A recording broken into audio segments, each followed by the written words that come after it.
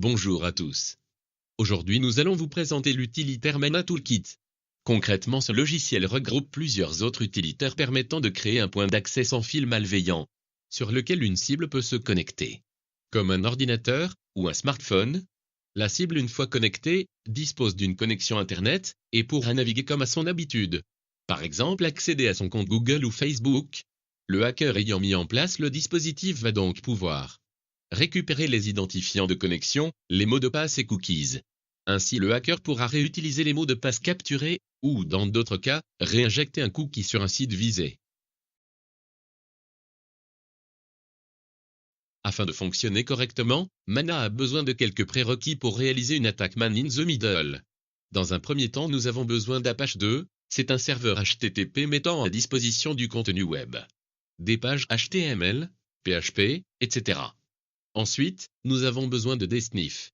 Dsniff est à la fois une suite d'utilitaires et un utilitaire lui-même d'audit, réseau permettant aisément de sniffer les passwords circulant en clair dans des protocoles non sécurisés. Il détecte automatiquement les protocoles d'application en capturant seulement les données intéressantes, des mots-clés comme pass, user, etc. Ensuite, le paquet ISC DHCP server permet de créer un serveur DHCP qui va attribuer automatiquement des adresses IP sur les appareils souhaitant se connecter. Ainsi, l'attribution d'adresses IP n'est plus manuelle et se fait de manière transparente pour l'utilisateur. De plus, le paquet MAC Changer va permettre de changer l'adresse MAC de notre point d'accès à notre bon vouloir. Metasploit Framework est utilisé pour l'exécution d'exploits contre une machine distante.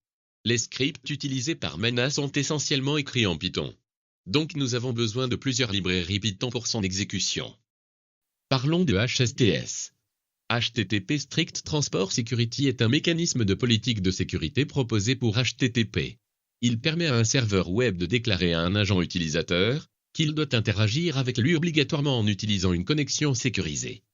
SSL Strip va permettre de détourner le trafic sécurisé HTTPS en le redirigeant vers du HTTP. Et va même aller remplacer le favicon par un petit cadenas, faisant croire à l'utilisateur qu'il se trouve sur une page HTTPS.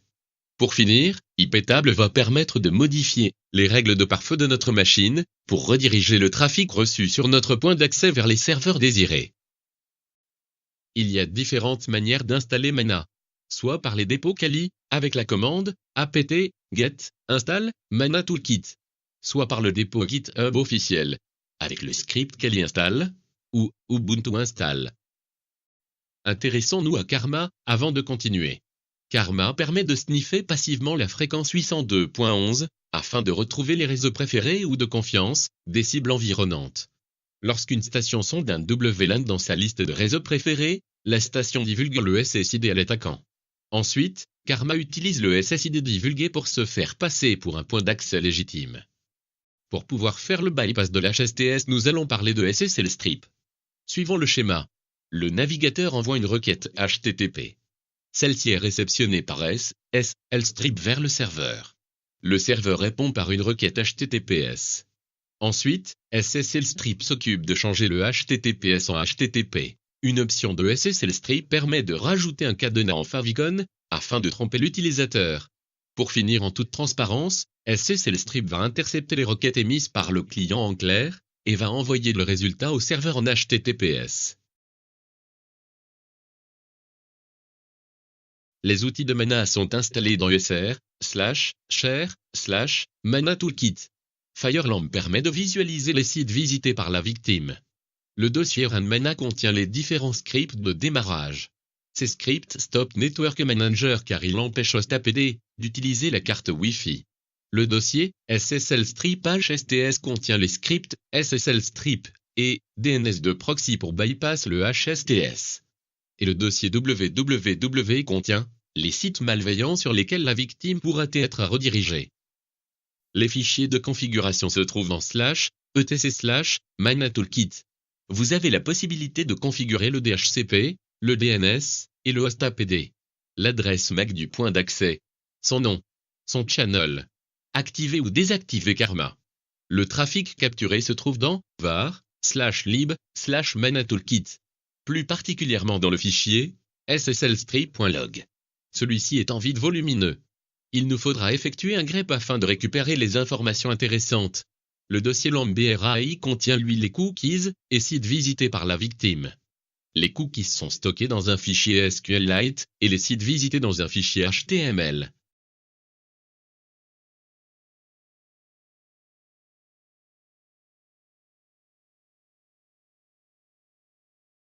Ouvrons le fichier SQLite afin de visualiser les cookies.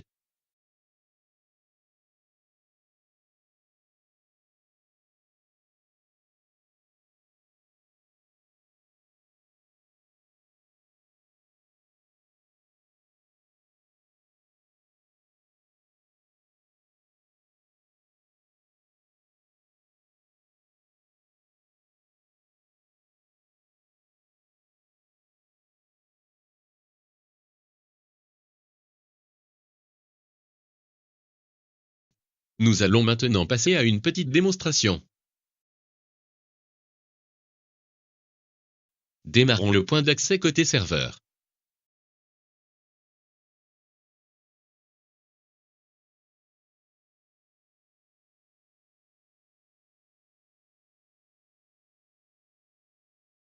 Le point d'accès se lance.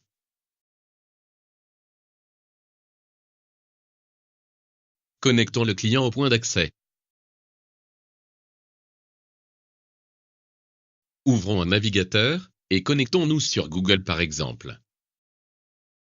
Il est nécessaire de prêter attention à l'URL. Elle est réécrite avec 4 W.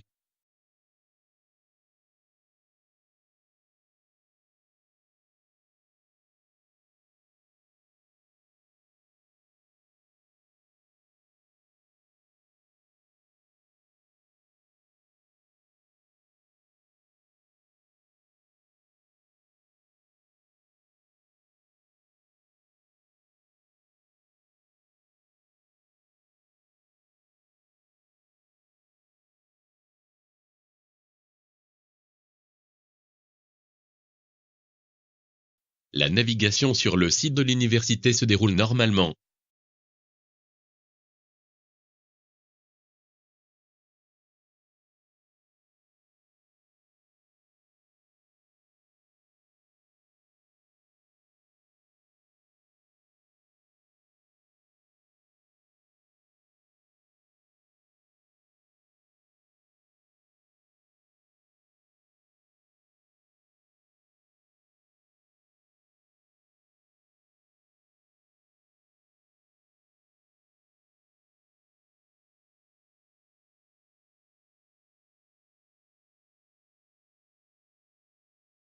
Maintenant déconnectons le client et allons consulter les informations capturées.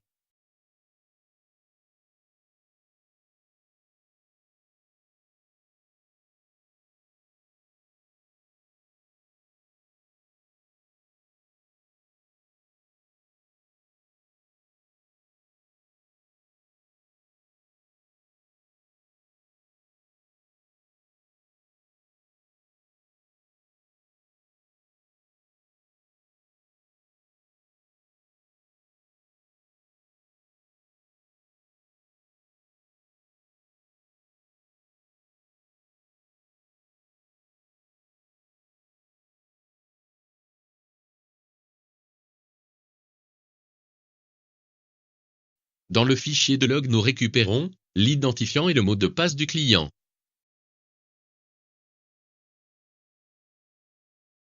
En conclusion, le mécanisme HSTS ajoute une couche de sécurité supplémentaire. Il faut rester très méfiant à l'égard des hotspots. Toujours vérifier que l'URL n'a pas été réécrite.